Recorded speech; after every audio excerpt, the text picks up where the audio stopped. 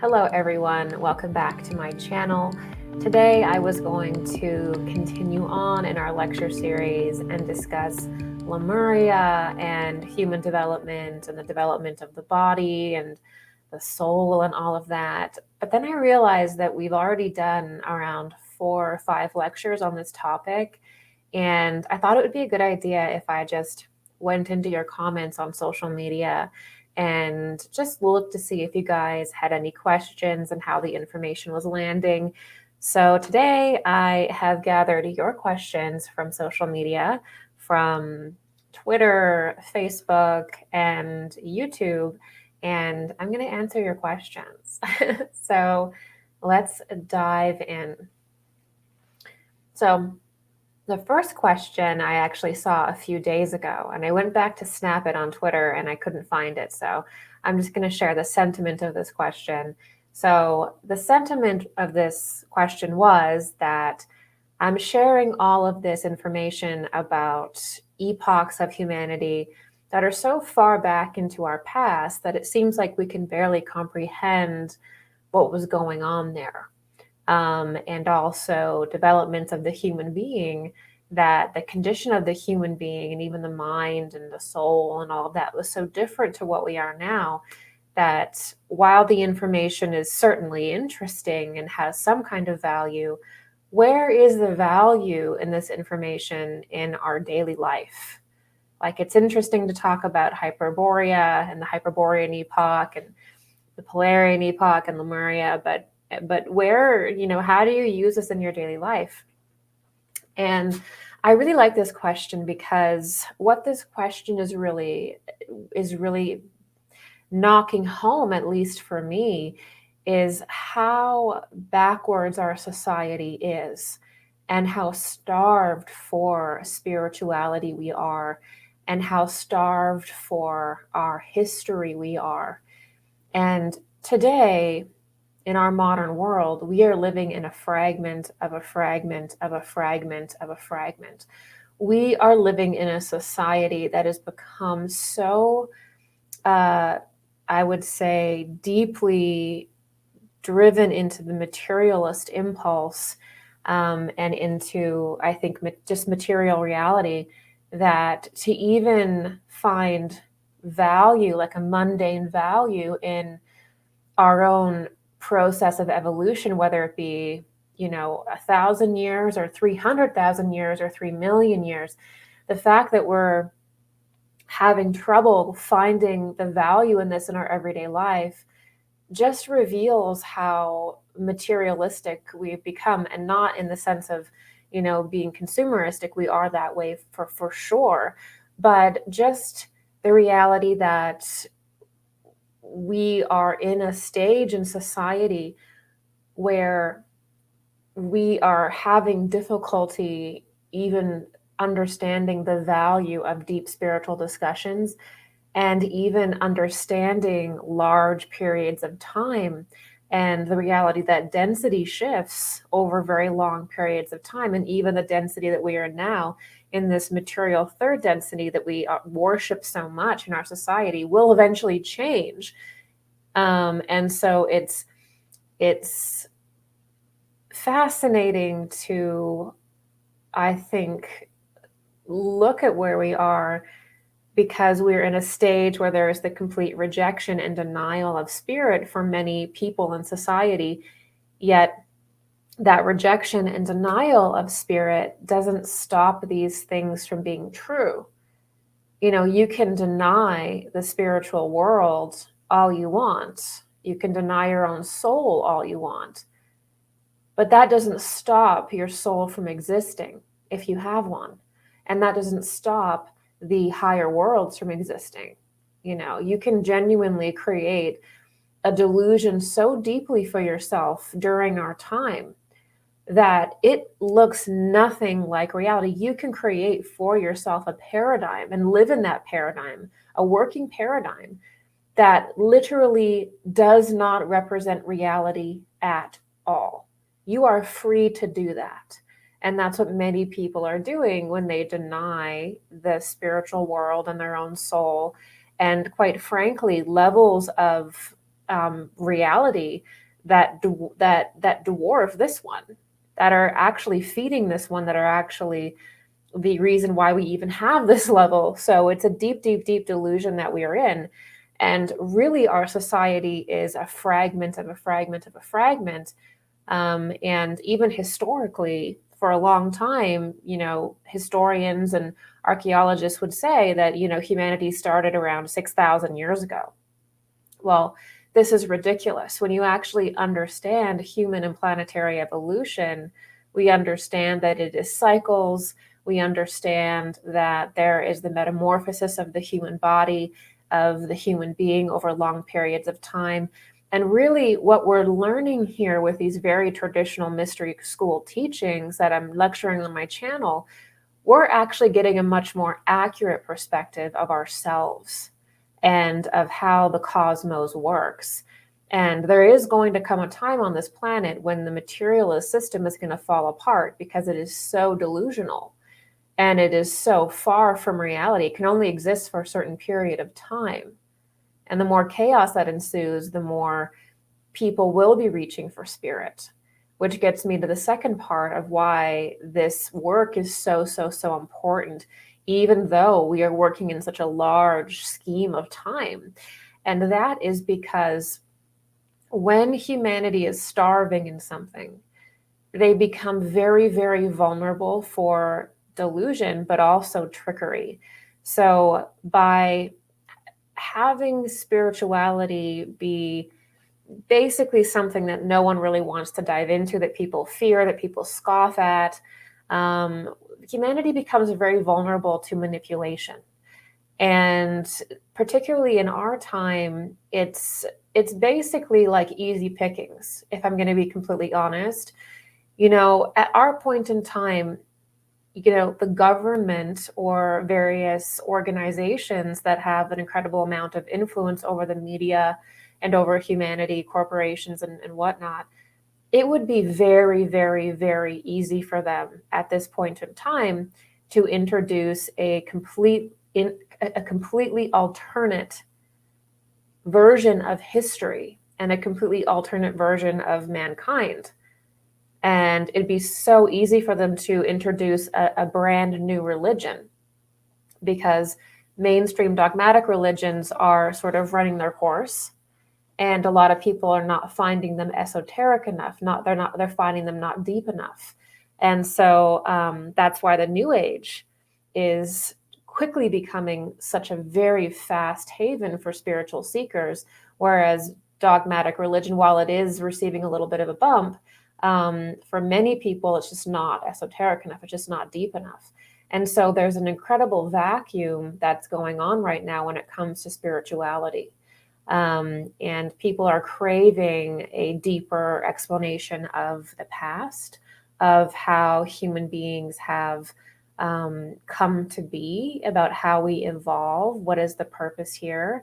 And people are asking these questions more and more and more. People are also seeing more, people are also experiencing phenomenon in their life, lights in the sky, visitations, things like this, and looking for these answers. And so we are at a point where it's incredibly easy for certain individuals that would want to create a religion, a new religion, to do that. Why? Because the average person doesn't find value in understanding what the Polarian epoch is, or the Hyperborean epoch, or the Lemurian epoch, or Atlantis, or the evolution of the human form through these time periods. And they only want to approach spirituality and esoterica in a way where they're just looking like they're going to the grocery store. It's like, I just want to get the esoteric information that I need to make myself feel better, or that I need right now. And there is no overall sense of, this is actually a discipline. This is a lineage of information. And there is a reason why it is taught this way, and why esoteric history is taught. There's a deep reason why mystery schools have taught it this way, whether you go back into the Eastern schools and their intense cosmology and origin stories, to theosophy, and the Secret Doctrine and the cosmogenesis in there, that book changed. It created the New Age, and it changed society. There's a reason why anthroposophy includes this massive version of history that includes planetary epochs that, yes, are very difficult for us to comprehend, but ultimately, when we get a sense of them, we get a sense of the much larger pattern that we are in, and we can actually interpret smaller events because we understand these cosmic laws. So we have to see it in the largest sense. So we have to be able to see how a planet evolves and that whole evolutionary system, how the human being evolves. And then we can come to understand that same pattern in smaller areas of our life. So it is a hologram in that sense, not like a computer hologram projection, but the information is as above, so below. When we understand on the largest scale, we're able to understand it on the smallest scale. Okay, so that's why this information is taught this way. So without this information, though, and this is the practical reality of not understanding our planet and how our planet evolves over long periods of time, and not understanding our own body, not understanding our own consciousness, our own soul, it makes us extremely vulnerable to manipulations by individuals who can then insert whatever paradigm they want, because people just have no idea, because they don't find value in these deeper esoteric teachings that are more academic or deal in time spans that seem unrelatable.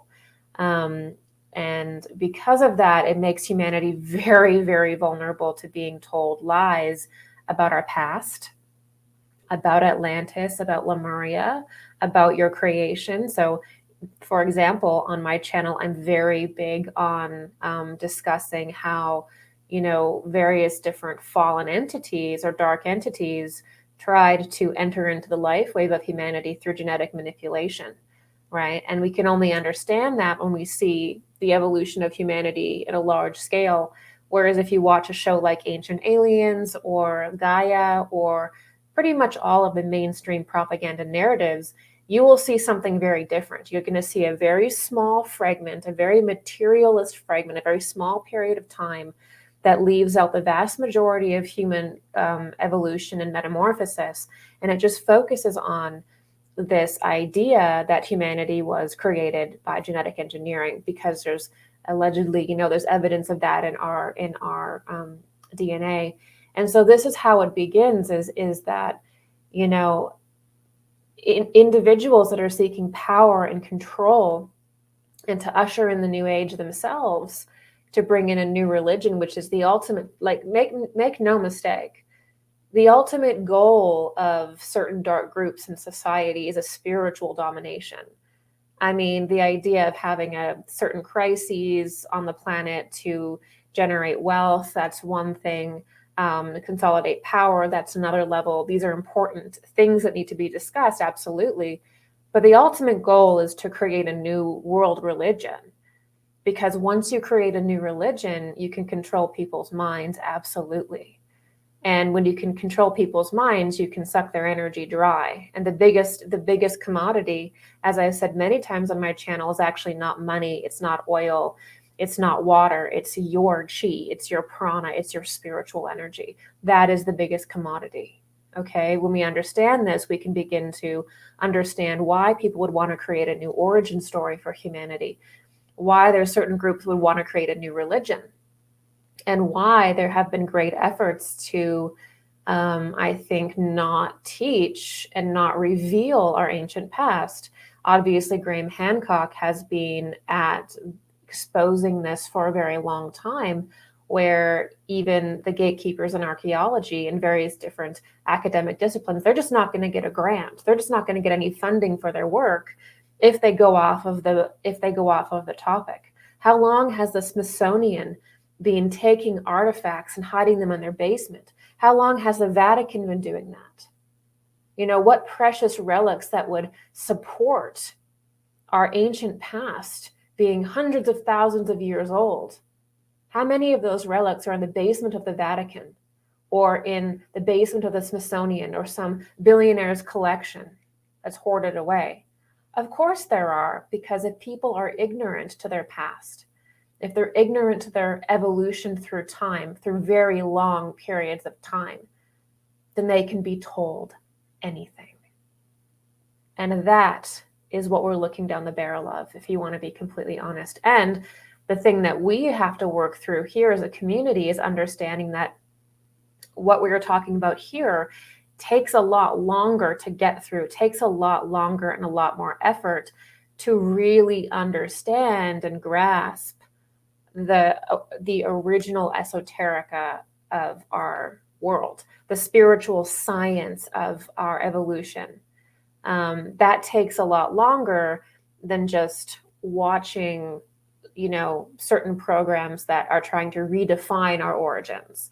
So what we have is, in a sense, is a much larger task, because it takes longer to actually learn this language and use it. What's going to be presented to us will be a very cheap version of what I'm saying about what we're studying here, about what the mystery schools have been teaching for thousands and thousands of years, no matter what their denomination. This is the spiritual science right behind planetary and human evolution. Okay, so when we grasp this, though, every individual can understand this on their own, sovereignly in their own right, and they can enter into this topic in ways that are empowering to them. And when you understand these patterns, when you understand this work, you're not going to be vulnerable to the kind of manipulations that will be coming in the years to come. Okay, so that is why this information is important, is because the more ignorant we are of the spiritual worlds, including our deep past and even the patterns that lead to our evolution in the future, the more ignorant we are of that, the more vulnerable we are to be told something different, a complete lie that leads us down a very negative path that we don't want to go down. Okay, so that's why we do this, even though we are talking about the human being. I mean, in the Polarian and Hyperborean epoch, the human being is basically like a little blob. These are difficult concepts to grasp. And then once you get to the Lemurian and Atlantean epoch, we finally get the form that we have. But understanding that is so, so, so important, because you realize that it's the metamorphosis due to impulse, that is true creation, not genetic modification, things like that. And then we can see that the mainstream narrative that tries to come and create the new religion is going to be basically the origin story of fallen beings and very small fragments of truth.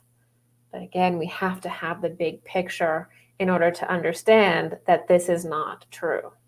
Okay? All right. This next question is from Rodrigo Ramon. And you said, I have a question. It's about the shift from more etheric epochs to more carnal epochs. Can things created in one etheric epoch be densified when it shifts to a more carnal epoch? Carnal, I think here he means more material epoch. So as we move down in density from a more etheric or astral density into a material one, can things shift with that? Can buildings and things like that also be shifting in density? I ask this because it seems to me that many ancient structures might have been created not in this carnal world, but later densified. These are exactly the kind of questions that I love to see and I love to discuss, because the reality is that when we look at our ancient past, if you go far enough back in time, we are looking at a shift in density. So the Atlantean epoch is delineated into a separate epoch because it is a different kind of consciousness. The human being didn't have the same mind we do now. And the kind of body we had was very similar, but even its ability to sense and even its density was a little bit different. It's a different experience than we have now. Going back to Lemuria, again, a different kind of mindset, a different condition of consciousness. Going back even more, we're looking at shifts in density. Okay, the planet isn't the same substrate. And so this is why we tend to live in fragments, as I was talking about before, is that we use the density that we live in, which is intense materiality, and then we try to demand that everything else fit that materiality, that we can measure it with some kind of scientific instrument. And we're not understanding that there are other conditions besides the material condition. Okay? And we, in fact, came from a higher condition and fell into a more dense one. This is the biblical fall. All right? This is why most indigenous traditions and Eastern, Western traditions all talk about a fall. They also all talk about ancient advanced civilizations as well. So ultimately, this is the question, is the real question for the real students is, if density shifts, how does that occur? And what does that mean for archaeology? What does that mean for the study of human evolution and human metamorphosis? Because it's very, very possible, and actually it is true, that there are many different kinds of humanoids on the planet besides Lucy, besides Australopithecus, besides the Neanderthals, besides the Denisovians. There have been lots of different kinds of human beings on this planet, but the density was such that the remains are not here. So there is a kind of reconstitution that occurs epoch to epoch, where certain things disappear and certain things remain, and then certain things can also appear as we move up in density. Now, I'm going to lecture on this further on in my series. I'm going to get into detail about the inner Earth and its connection to the different planetary epochs, and how there's sort of a push up and a pull down going on that actually has to deal with things manifesting or appearing and disappearing. So that is actually what we're looking at more, and I will be lecturing on that later. I won't have time today in this Q&A to set that up properly. So this is the question that we have to ask ourselves, is how do we enter into this conversation? And even the technologies to build these megaliths that are still existing, they're really representative of that Atlantean consciousness and the Atlantean epoch and their legacy civilization between Atlantis and now. And they're just in that in between. They're just in that twilight between Atlantis and now. And so when we can start to view our planet's history and humanity's history as fundamentally a multi-dimensional phenomenon, everything just doesn't happen in the material plane, right? This is that dogmatic, scientific, materialist ignorance that is cowardly at this point. And, we need to understand that currently there are beings that exist in different dimensions, different dimensional planes, that there are higher spiritual worlds, that there are laws to these higher spiritual worlds, and also that our planet and even you as a human being and as a soul have functioned in these different densities and dimensions as well, and that there are spiritual laws, exact spiritual laws, that we can understand our relationship to these realms, the relationship to our own soul, and the overall life wave of a planet. These are things that we can understand and that we can work on, and they have been left to us by the mystery schools, by some of the greatest mystics of all time, and the greatest teachers of all times have left this for us to pick up and to continue on and to carry on our shoulders and actually do something with, to create a more balanced world. I mean, look at the world that we're living in. You know, look at what's going on around us. You know, we can easily say that this is due to heavy tyranny, and I would believe that, and I believe that. But all of the tyranny, all of the corruption, all of the, you know, sick manipulations going on at the top, none of that would exist if we had more spiritual awareness. You know, if we had a greater sense of spirit in our life and a genuine interest in these topics, those kinds of things just wouldn't exist. Because the only way the darkness can function in this intense corruption is when we can't sense energy. And there's a psychopath over there, but we're so cut off from our own sense of self that we can't even sense when there's a predator around. You know, because it's not materially manifesting in an obvious way. We have lost our sense of the subtle. And so, of course, that leads us down the garden path. And so this is why at this time, it is so important to develop this esoteric knowledge and to have a spiritual practice. All right, the next question is from Big Deal. And you said, I just realized something, Gigi. You talk about how in earlier epochs, human bodies and matter, I suppose, were softer, such as in, quote, jelly beings. What occurred to me is that this may be part of how megalithic stones were formed to fit together so tightly. Had you mentioned something like that? What a thing. Anyway, God bless you. Yes, I chose this question because it went so nicely with the other one. And this is exactly the reality. During the Atlantean epoch, we actually had very, very, very advanced high technology. We had, you know, UFOs, what we would consider anti-gravitational crafts. We had a power system that was basically a crystalline power system. You know, you could say Nikola Tesla was very interested in reestablishing this. Now, the Atlantean epoch, everything was much more interconnected and was a little bit of a higher density.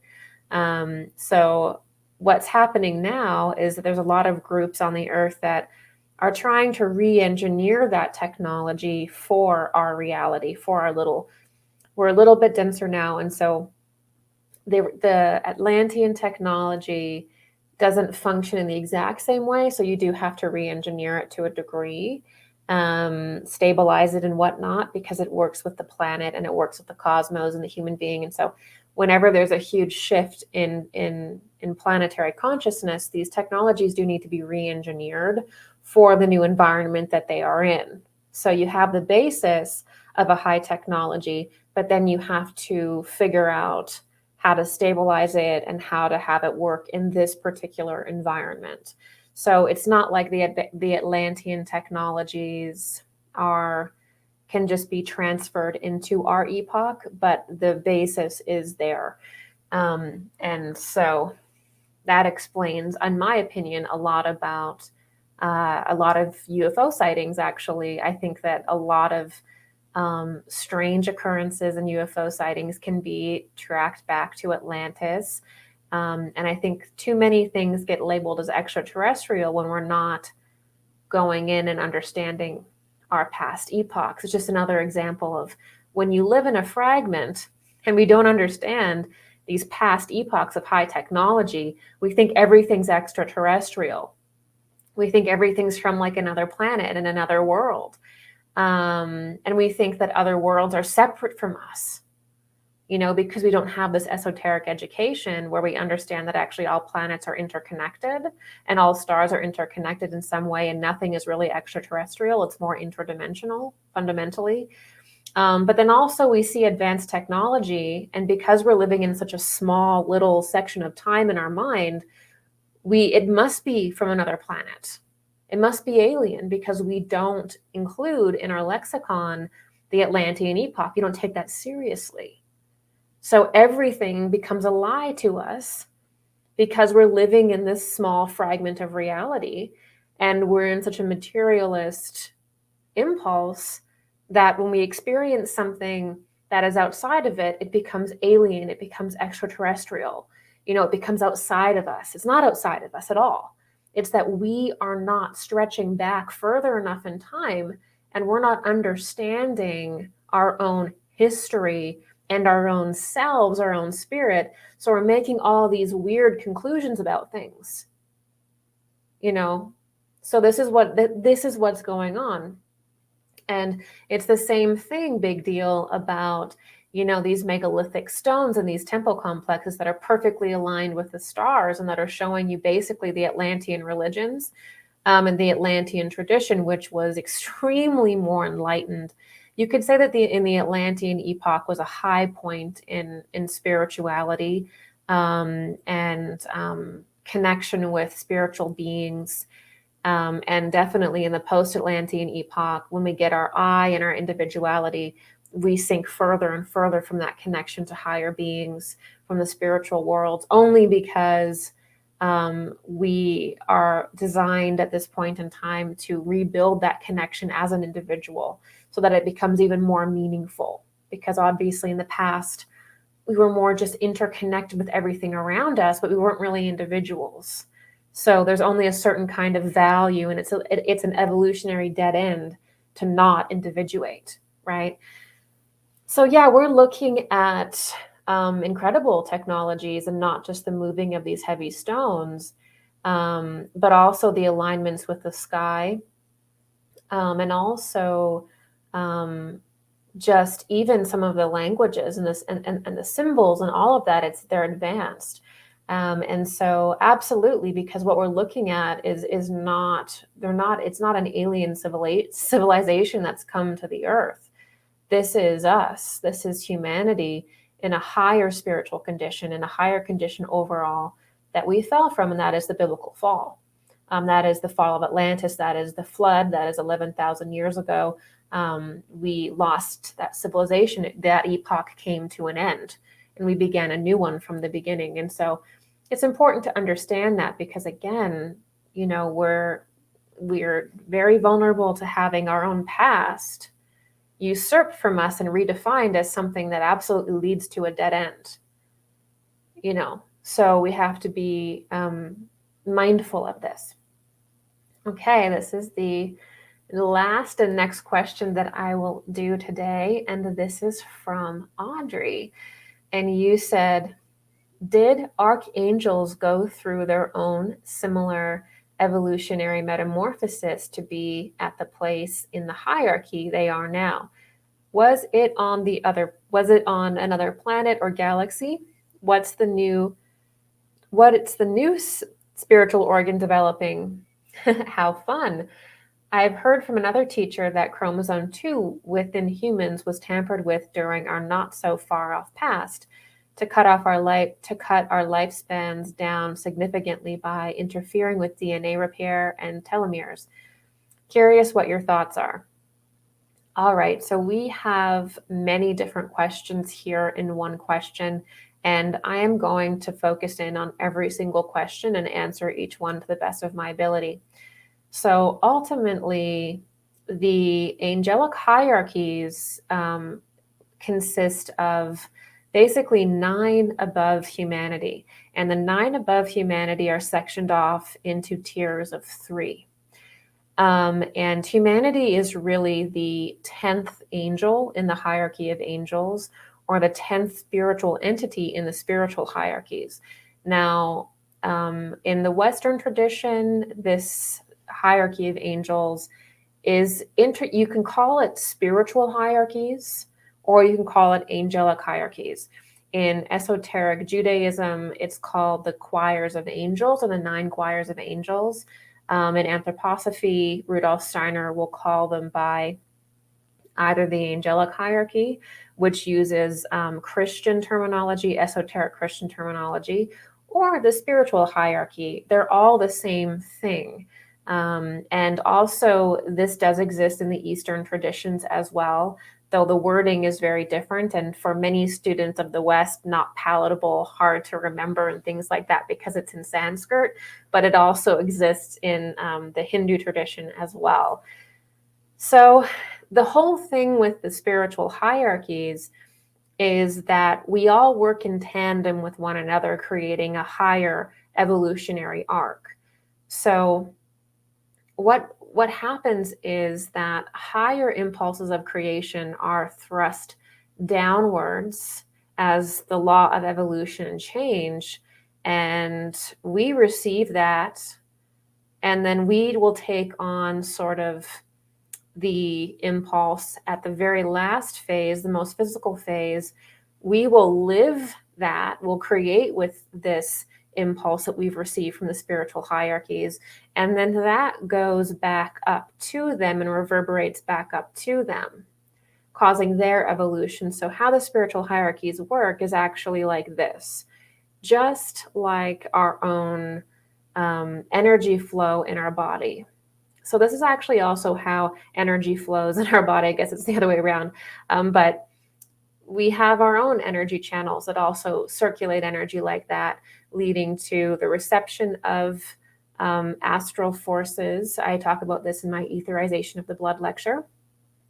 And then we bring all of that into our system. We digest it all, and then we radiate it upwards. And so we're also in this cycling of energy that leads to our regeneration. If you want to talk about anti-aging, it's not the cream that you're putting on your face. It's not even necessarily the food that you're eating. It is how you are circling your energy, your chi, your prana, your ki, whatever you want to call it. It's how you are cycling that in your body, and how you're using your regenerative forces. Because if you want to, that is what leads to the renewal of the body. All right. So that's also what leads to the evolution of the spiritual hierarchies. We all evolve together in tandem. Now, how the impulses are received for us at this point in time is that the archangels will actually create a physical organ for human beings in their body. And that physical organ will help them to receive and perceive the energies of the next epoch, because the energies of tomorrow are not the same as the energies of today. And the energies of the next era, and even of like the Aquarian age, are not the same as the Piscean age. And so humanity actually receives impulses from the spiritual hierarchies to prepare them to be able to exist in these new energies.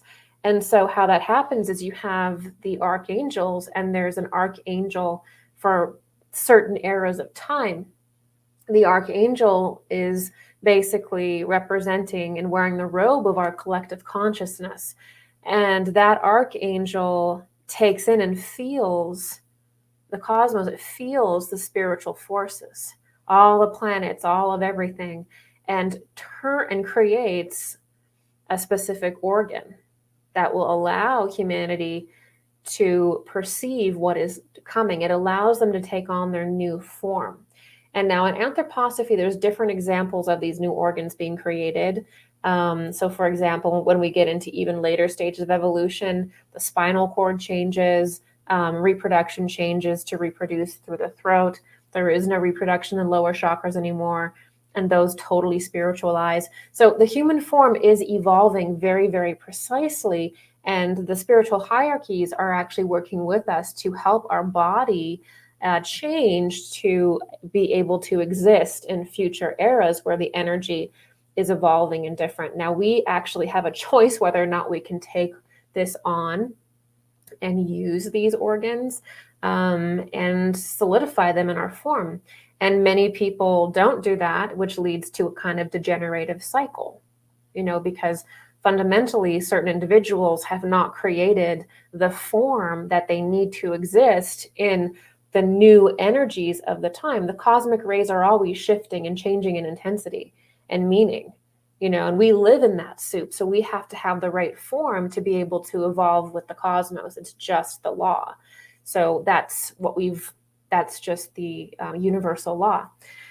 So ultimately, the higher hierarchies of angels are associated with the actual creation of the solar system, or the reality as we know it, the actual envelope of reality that we live in. Because when I talk about solar system, when I talk about the creation of the solar system, I'm not just talking about a solar system amongst many solar systems. That's the delusion of the material plane, where if you only look at things materially, you think every star has equal value to you.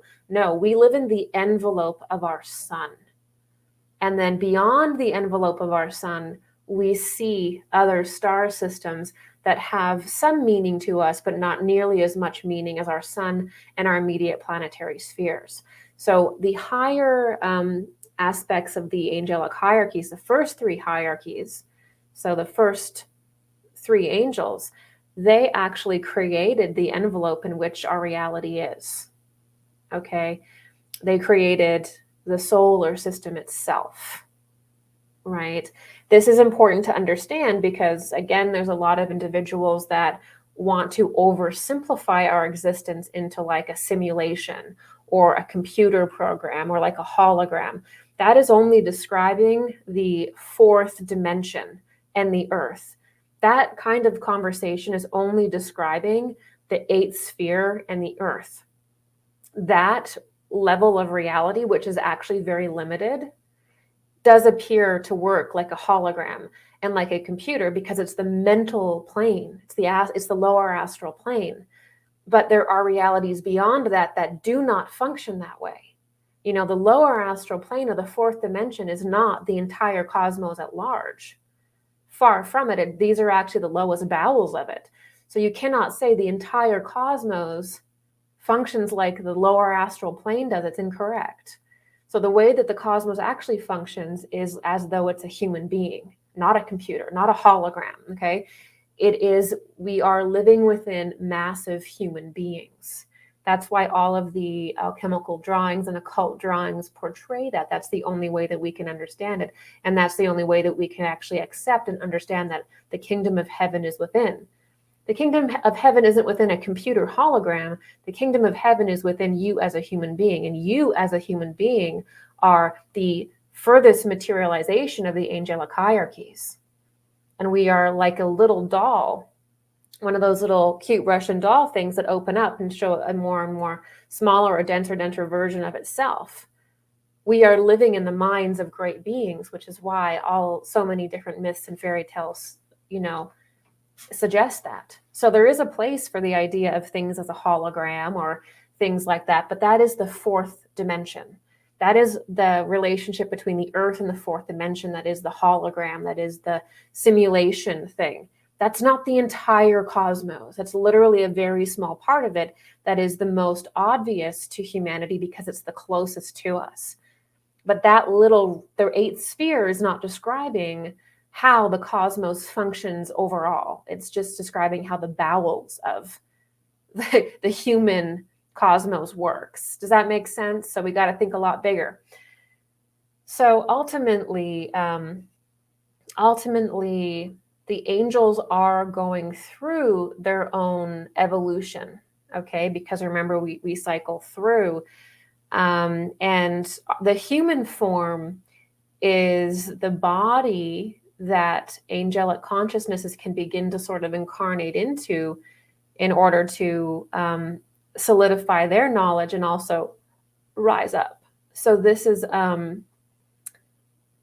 talked about on a deeper level in anthroposophy when Rudolf Steiner talks about the moon chain and the evolution of angels on the moon chain.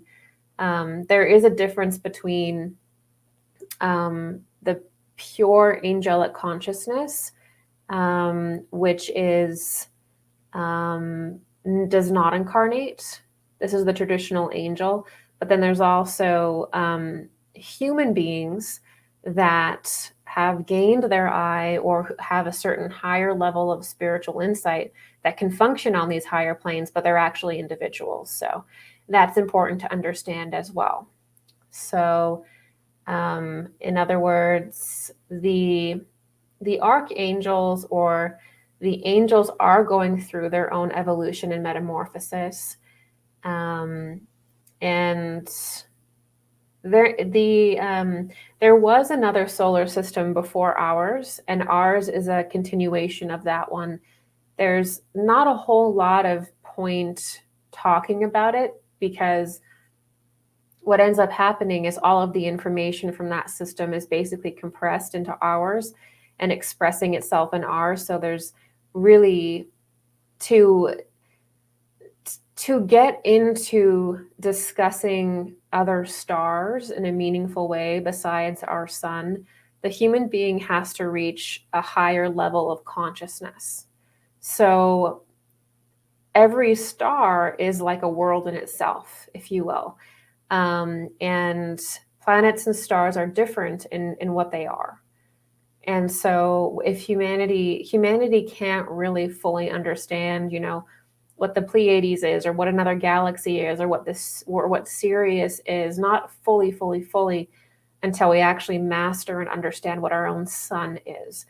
Because those bodies, stars, exist on the solar plane, and they exist in a very high level of consciousness. And so we have to actually be a lot closer to that to be able to understand that in a meaningful way.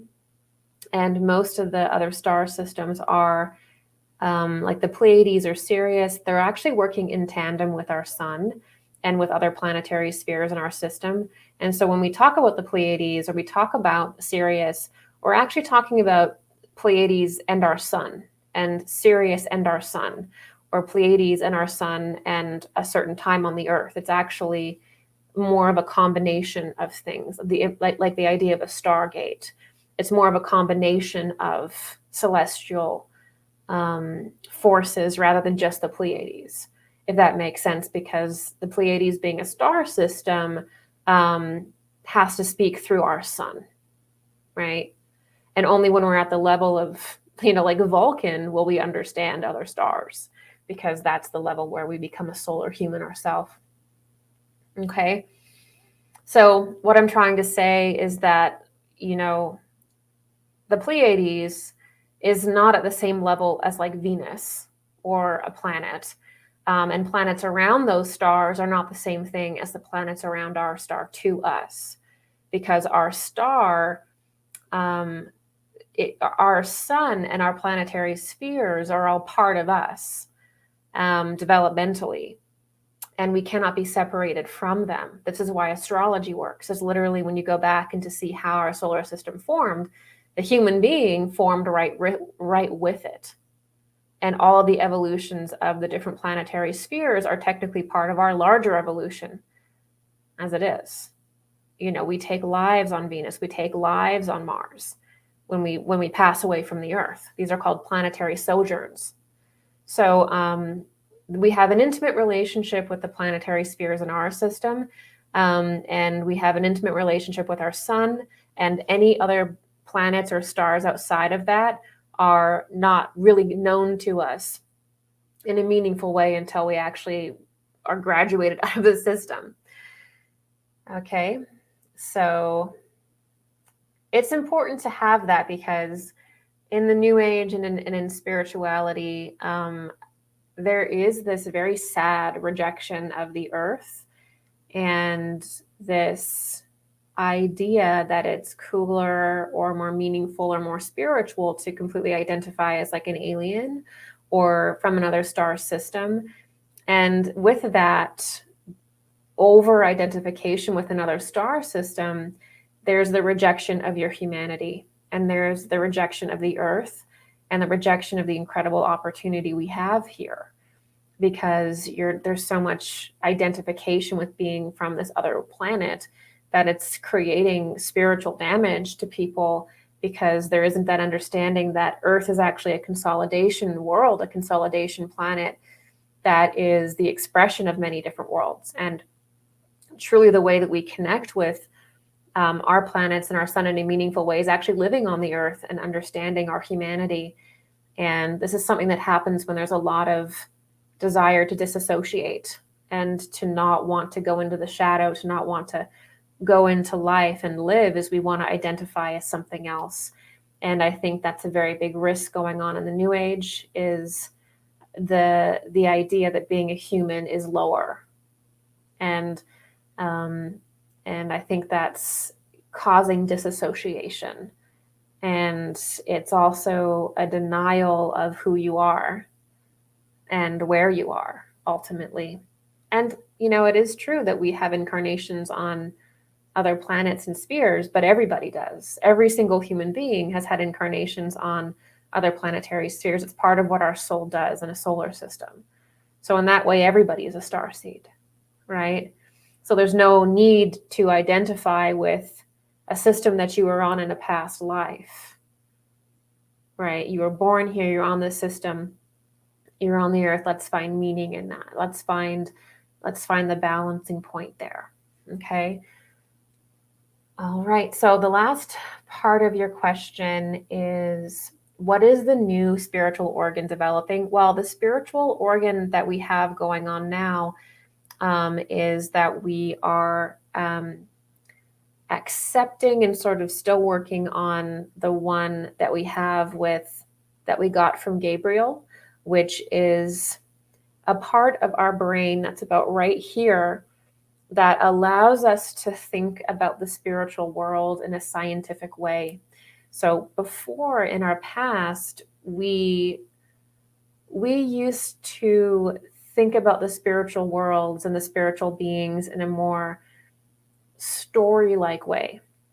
If you look back at a lot of the very old civilizations like ancient India, many different indigenous civilizations all across the world, the most common way of sharing things was in symbolic stories.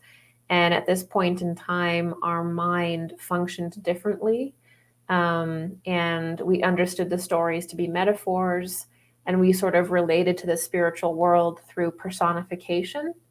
And this was actually so we were actually able to receive deep spiritual insights about the cosmos and our own past through a story, because we were able to listen to a story and we were able to understand archetypally what it meant for the earth and what it meant for humanity. But now when we listen to stories, the most common thing is, even within archaeologists and stuff, is to be like, what a ridiculous origin myth, like what a ridiculous origin story. A turtle floating in the middle of the sea with elephants on its back, who is grandmother spider, and these really key indigenous stories that were actually communicating something very clearly about our ancient past, but we're doing so archetypally. We're not able to enter into those stories and get what we used to get from them. And so that's because our brain and our entire being is actually changing, and we're getting a different organ within our mind that is allowing us to actually objectively understand the spiritual worlds. So we don't have to receive them through story, but there also isn't the automatic knowing. So when we got this this individuality, and all of the organs that support the eye, that the organ that Archangel Gabriel gave to us for this Michael age is an organ that supports the development of the individual, because that's the era that we're in, which means that part of our individual development at this time means that we have to be able to look at things objectively. We have to know who we are on an inner level in the world. We also have to be able to figure out how things work on our own. We have to be able to think critically.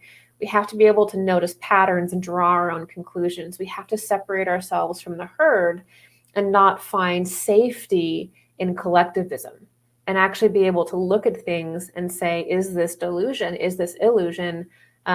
What is really going on here? And we have to be able to do that even though we feel everyone's against us. We have to understand that development of our individuality and our I is so important, that our own formation of our body is based on our ability to do this. And our bodies in the future are based on our ability to be brave and individuate and develop our I and spiritualize it. And so all of the organs we have are based in allowing us to do that. So what we are working on now with this organ is essentially It's allowing us to be able to perceive spirituality as an adult. So in the past, we're more infantile in our relationship with the higher world.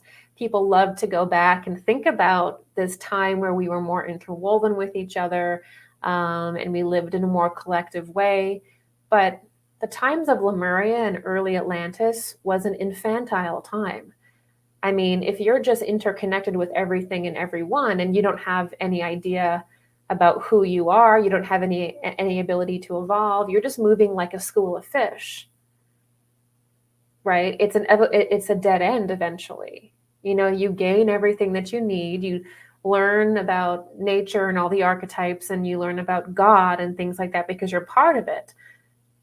But eventually you're going to have your own personal relationship with it, which is where we are now. You're going to have to objectively understand it. And this is known as the fall. This is known as the gaining of manas or mind. And it's also known as the gaining of the I, capital I in anthroposophy. And so the organs developing are all about sustaining and allowing us to enter the spiritual worlds in an objective way, which means that we can do that in an independent and creative way. Obviously, there also is no real personal creativity if we're functioning as a hive mind. You can just only directly express God, and you can learn a lot through just the direct expression of God.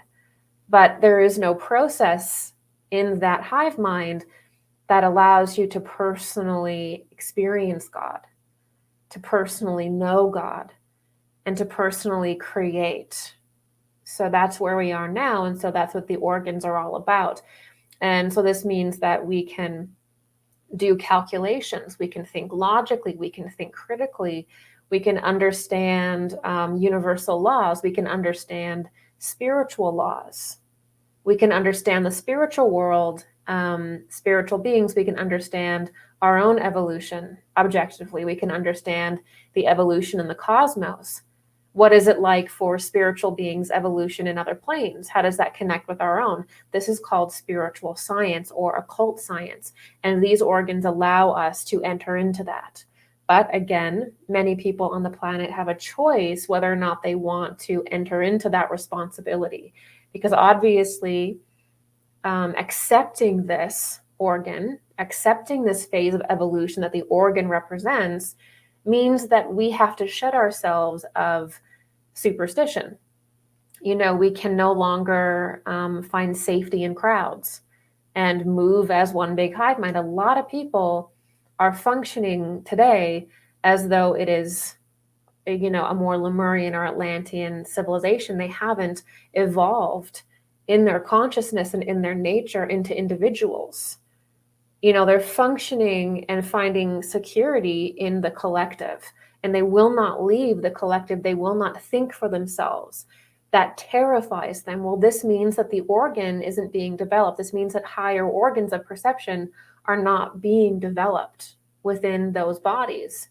They're there, but they're not taking them on and interacting with them and connecting with them. Okay. And so this is also why it's so important to understand that human beings also are part of a metamorphosis, a very holy metamorphosis. And we have to choose to, we get introduced to an evolutionary impulse from the spiritual hierarchies. We also can begin to receive certain organs of perception from the spiritual hierarchies as a total gift, but we can choose to not develop them. Right? Just like how during the Lemurian epoch, there was a stream of devolution where the human form devolved into apes. Okay? And there's always these streams of devolution where certain consciousnesses, certain, you know, streams of consciousness are unable to take on the initiation of the era. And this leads to a path of devolution. Okay, this is why I talk so much about the devolutionary timeline, is because it's not correct to only acknowledge evolution, and it's not deep enough to live in a fairy tale world where everything is just the same and this is a dream world and everybody ends up okay at the end of the day. I love the comfort in that, and there is a lot of room for forgiveness. There is a lot of room for growth, for sure. But also, if we really want to be honest about human and planetary evolution, it's best if we talk about the devolution path as well. It's best that we are able to talk about the eighth sphere as well. We have to be educated on both sides and level-headed about this. That's actually the best way to avoid those things, right? Is you have to know how they work, right? So the last part of your question is that you heard from another teacher that chromosome 2 within humans was tampered with during our not so far off past to cut off our lifespans and interfering with our DNA repair and telomeres. Yes, this is something that has been spoken about a lot, and the tampering with our DNA is the main impetus in a new creation myth or a new origin story. So that origin story suggests sort of that human beings were interfered with in our very early evolution on the planet. Now, some stories suggest that higher beings, either beings from another planet, from Mars, sometimes they're called Atlanteans, they're crypto-terrestrials that are, living in another dimension of Earth. There's many different avenues into the conversation as to who did the modification. You'll find that in Ancient Aliens. There's many different the Anunnaki, there's many different versions of that, and that they basically took an ape and then humanity, so you and me are fundamentally a slave race. We're a slave race that would not exist on this planet if this alien being didn't come to the planet and basically kick off our evolution by mixing themselves, which are these pure godlike beings, with animals. And so we're basically like an animal alien form, or we're only part angel, part ape. Now, that is probably makes up a large portion of ufology beliefs. There's countless books written just to argue that point. And it's a very likely that the manipulation of the DNA is going to be a main component in a new religion that's going to come forward in the coming years. There's certainly been so much conversation. There's so much money invested in talking about this in various different television programs and books and lectures that it does seem like it is a very strong religious tenet in various different secret societies and powerful people. So ultimately, DNA manipulation does not equal creation. And this seems to be where some people will get a little bit hung up, is that just because a hybrid form was created at some point of the Earth's evolution, that's not creation. That's not the creation of humanity. That is some being or some, fallen angel entities or some Anunnaki simply just creating a hybrid race with an animal and then saying this is all of humanity. So, the argument that I make in Mars Mysteries and repeatedly here, I don't deny that humanity's DNA has been tampered with. I'm not a geneticist, so I can't look at the telomeres on a chromosome and tell you whether they're tampered with, right? What I can say is that it makes sense to me that during the dark age of humanity, there are dark entities that enter the Earth's sphere from the lower planes, and they tamper with humanity. They tamper with humanity to gain energy, right? They will latch onto humanity in the forms of psychic attacks or trying to siphon energy from people. But there's also periods of time where these beings have tried to attach themselves to humanity quite literally through merging their DNA with humanity and through messing up humanity's DNA so they have more access to human beings. Now, this is a massive topic in itself that we could probably spend hours and hours exploring the nuances of, which I fully tend to do on my channel. But that dark age period of manipulation is not the creation of the human being, not even close. As I've mentioned, human beings have been developing on this planet for this planet as a reflection of this planet, as a reflection of the sun, as a reflection of the cosmos, long before those beings even existed. And it's very important to understand that the metamorphosis and evolutionary changes that humanity has been in is so long and so deep, that kind of stuff is like, it's a joke. And there's always been dark age periods where the earth goes into what in the Eastern tradition is called a Kali Yuga, or a dark age. And when humanity is in a dark age, it becomes subject to the lower realms. So when humanity goes into a golden age or a higher age, humanity is in a more astral condition. The human being is much larger, and the earth exists as a kind of paradise. And we are very spiritually connected. The spiritual planes are very obvious to us. We have advanced technologies. We live in a kind of paradise, a kind of Eden, if you will. And then we go into a little bit of a darker age, which is called the Silver Age, right? And then we go into the Bronze Age, which is, things are starting to go a little bit haywire at that point. We're getting denser.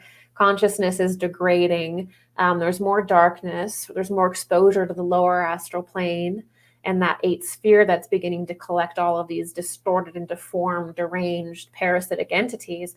And then we sink into the Kali Yuga, which is the Iron Age, which is the darkest the dark. We forget that we are divine. We forget our true evolutionary path. We forget that we're the 10th angel in the hierarchy of angels, and that's really what we are. And we get exposed to interdimensional beings that some people label as aliens, but it's not the correct way to enter into that information, because again, any planetary system or anything that's in existence is somehow related to the Earth in a very specific way. It is technically another evolutionary expression of the Earth and Sun. If we can perceive it, it is. So when we call something alien, we stop examining properly. When you call something alien, when you call something extraterrestrial, you don't ask the right questions. It becomes just a being from another world that's just like us. No, these are interdimensional beings. And if something is from another world, and they can perceive us, then there's some evolutionary or developmental thing in common. How we interact with these beings is understanding why they can perceive us and why we can perceive them, which means they're in a different evolutionary scheme to us, but parallel in some way. This is how we analyze those experiences. We do not call them alien and separate. That's not how if we do that, we disempower ourselves, because we're not able to ask the right questions, because we're automatically defining it incorrectly. We're defining it as other. It's not an other, and it's not primarily physical either. It's primarily interdimensional from a different developmental scheme that is connected to our own in some way. We have to find out what that way is. And I'll tell you what, if I was a demonic entity, or if I was a dark interdimensional, right? Today would be like a dark alien race. I would not want to refer to myself as an interdimensional. I would want to tell people that I was an alien. Because if I could tell people that I was an alien or an extraterrestrial, it's much less likely that they're going to analyze me the same way as if I say I'm a spiritual being, I'm an interdimensional, I'm an ultra-terrestrial. When you say that, the human mind or human heart automatically knows, well, then what is your connection to me then? Why are you able to even perceive me? It suggests that there are higher spiritual laws that we must learn, right? Whereas if something's just an alien or an extraterrestrial, that's just getting us thinking about an interdimensional concept in a completely material way, and we don't ask the right questions. It becomes about like, what kind of spaceship is that, or what kind of technology is that, And suddenly the military enters the scene, and it becomes, a government military topic when it really is a spiritual topic. And that's where things go haywire as well. So, when we start getting into these topics, we have to understand that when we enter the dark age, the Kali Yuga cycle, we become exposed to the lower astral plane, which can also be called the eighth sphere. The eighth sphere is forming as we go down, and it's surrounding the earth. And so the purpose of this, surrounded by lower dark entities, parasitic entities, is that we are exposed to our own shadow self. As soon as that moon was ejected, anyways, we'll get into the moon and Lemuria actually later. I don't want to get into that because we're going a little long, but essentially why in the Kali Yuga, why in the dark age, why in the darker ages of time, of human development, why do we become surrounded by all of these dark parasitic entities? Like, give me a break, right? Like, why are they visiting us? Why are they tampering with our genetics? Why are they, trying to walk around and be gods and start weird cults and lie to us about origins? And why are we exposed to this? Well, because these beings ultimately represent our own fears. They represent where we are ignorant. They're mirroring something about our own shadow, our own collective shadow. And that's how we have to view interdimensionals or aliens, is not as, again, this like physical being from Zeta Reticuli. They say that because they don't want you to actually start asking the right questions if they reveal that they're actually fundamentally interdimensionals, right? So they represent something to us about ourselves, which is why they can perceive us. So there's a value there. Now, in my opinion, what a lot of these beings represent is, at our point in time, a lot of it represents hypertechnology. And that's why their bodies are deformed and things like that. We can go into this deeper in a different video as to why we see the kind of aliens or interdimensionals that we do. What do they represent to us? After all this conversations about star seeds and aliens and various different Gaia TV shows and ancient aliens, we don't ask the right question, which is, what does this being represent to us? What do they fundamentally, archetypally represent to us? Because that is how you deal with this topic, is you figure out why they can even perceive us, because they're representing an aspect of ourself. What is that aspect, right? If you want to appear as a god to humanity and manipulate humanity into thinking you're a god, you're going to tell people that you created them. And you're going to say that you're, an alien from another planet, because that's going to cover your tracks. So there's a lot of conversations that we have to have about interdimensionals, about cosmic esoterica, because that is the theme of the Aquarian age. Spirituality becomes cosmic. And right now we're entering into that topic in the most materialistic way possible, calling things aliens and UFOs and things like this. But there's actually a deeper lesson and deeper realities that we have to tap into, which is the solar system as a school, and which is understanding why interdimensionals can appear, why contacts happen, how much is possible with this. We need to start genuinely understanding the phenomenon of interdimensionals and beings from other spheres in a spiritual way, because that's the only way we're going to actually be able to enter seriously and meaningfully into these conversations. And so ultimately, during every dark age, there is a period of manipulation. Okay, so in the darker age of Atlantis, okay, when Atlantis was starting to fall, it went through a period of intense manipulation by darker fallen angel entities. And they went into a real dark age where they, really inverted a lot. And humanity was tampered with, okay? Even in more etheric Lemuria, there was also tampering done, but it existed more in a etheric way. So in human and planetary evolution, there are periods where humanity is tampered with and manipulated, and there are certain things done to certain human beings that introduce the devolutionary impulse. Okay?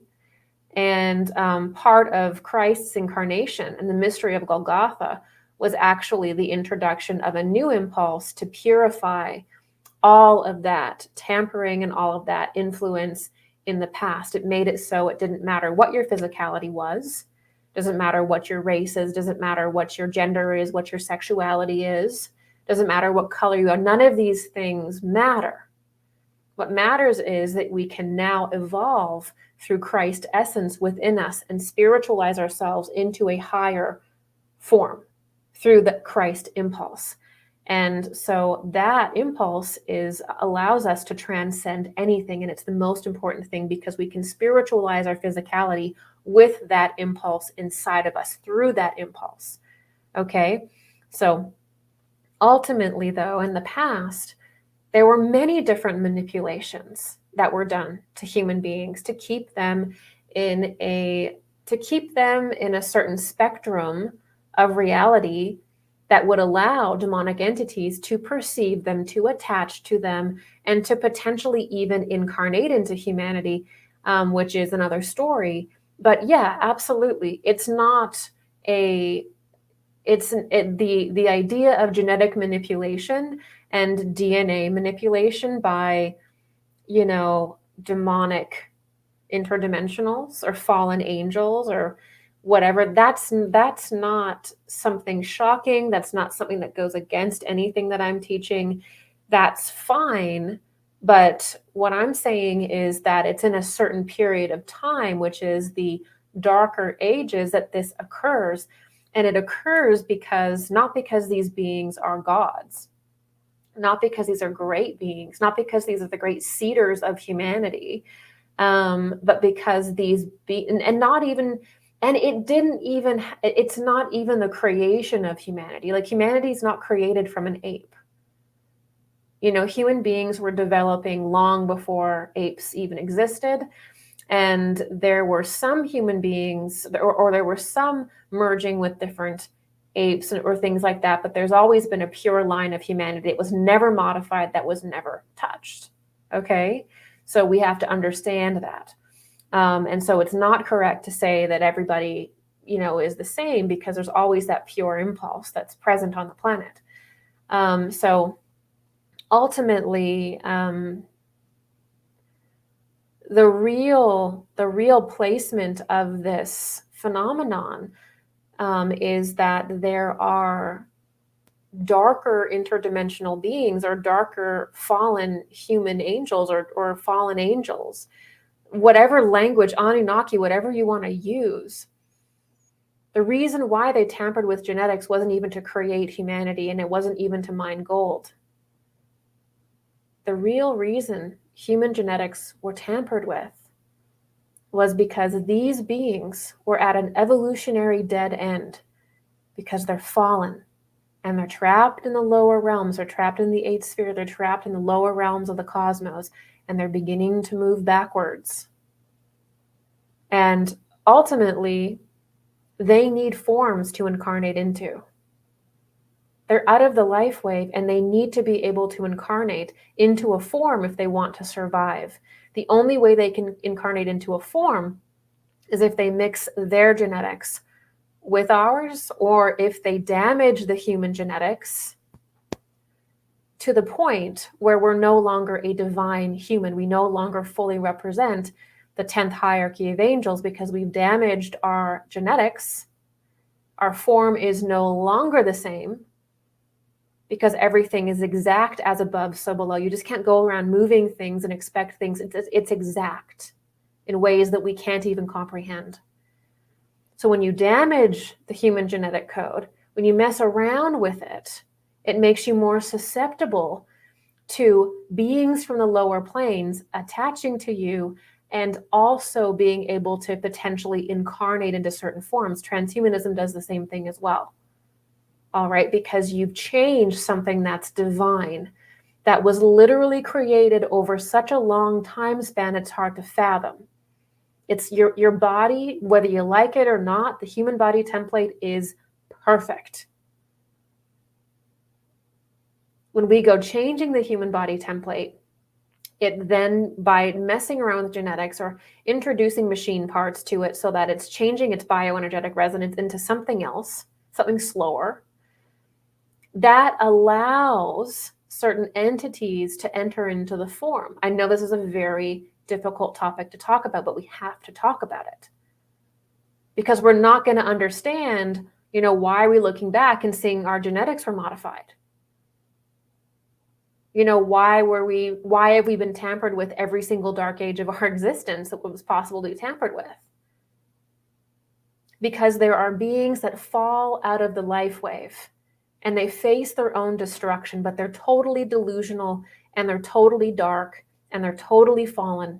And the only way that they can survive is if they change the human genome so that it's no longer perfect, so that they may have some chance to attach onto it and maybe one day enter into it again. So all of this stuff about the Anunnaki creating humanity and, they just built us up from these apes and all of this kind of stuff. Yeah, there's some truth to that. There were ape forms that certain Anunnaki-like beings wanted to animate again.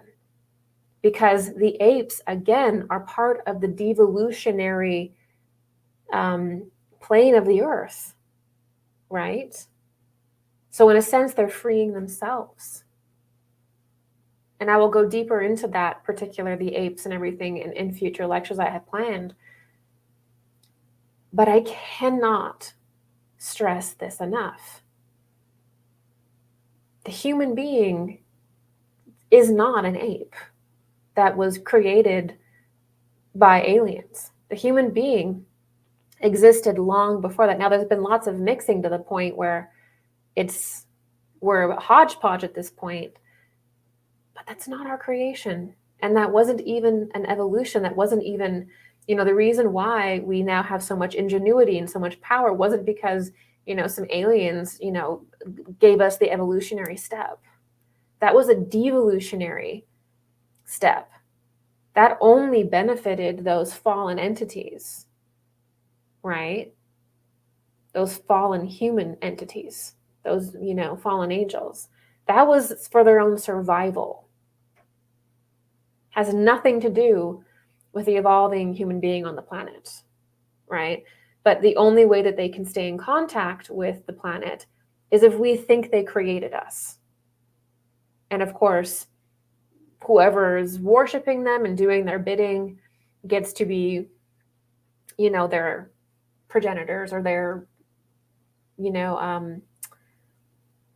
lineage, right? This is a huge topic. This is a massive topic. We're just scratching the surface today. I think I'm going to end this here, but I did want to go into detail about this because we're looking back. We're looking into a very strange phenomenon that deals with our very beginnings, our very origins. And if our origins can be redefined as we were created as slaves, or we were nothing more than apes before these beings came, then we are very easily controlled. The redefinition of human origins and to make you an ape, to make you an animal, to bring you down to the animal kingdom level of consciousness, to make your very beginnings be a slave to mine gold. This does something to your mind. This makes you think that in the very beginnings you were an animal and a slave. And deep down inside of you, there will be a part of you that believes that because that's your beginning, you will never be anything else. That's sick. That's manipulative. And it's a lie. It is a lie. Humanity has been on this planet much longer than those fallen beings even existed. And what we are evolving into, what we will spiritualize into, is much greater than anything that weird story of the Dark Age ever could. It's a lie. It's a lie to get to stop you from learning the big picture that we've been talking about here today. From knowing that humanity really evolves over a very long period of time. Maybe there's been some tampering here and there, but all of that tampering is really representing, even at that dark level of manipulation, we can still look at it as being symbolic of something. And even as almost like fallen aspects of ourselves, or the darker aspects of ourselves trying to get in, right?